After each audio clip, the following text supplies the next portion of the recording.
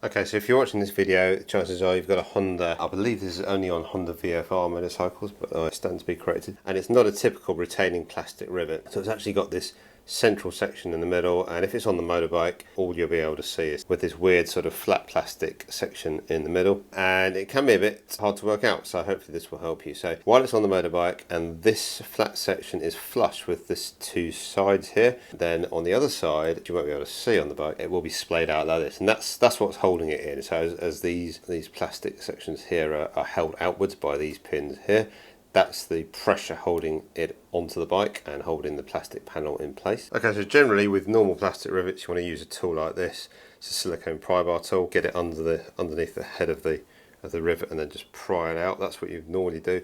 And that's not a good idea with these rivets though, because of their nature, because of the splayed out and action of these feet here. That makes it almost inevitable that you'll damage it by pulling it out in that way. So the correct way to get them off the bike without damaging them is to press on this central section here. So press in this direction, not to release anything in this direction.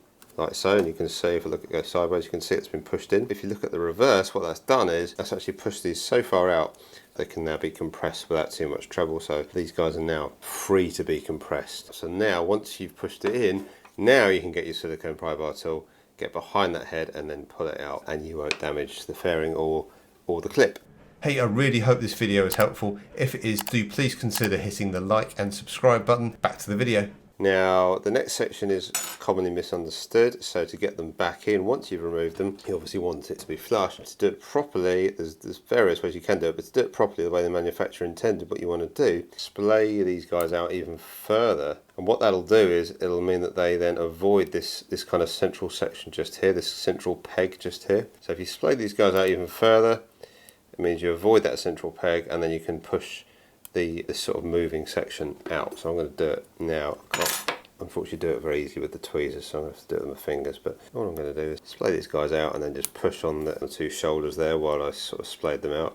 And that brought it back actually slightly proud, and I'm going to bring it back even further than that. So it actually comes right out like so. So as you can see, once those legs have been splayed out and the whole thing has been pull back in this direction or push back in that direction, and then becomes proud, and that then means that it's ready to then insert into the fairing. You can see there's very little dilation on the legs there, and in fact if I just compress them very gently with the tweezers, you can see that they compress in and they're completely uniform. So that will now quite happily go back into the fairing. You obviously push it back into the fairing, and then once it's in there, then just press that central section down and you're good to go, all done.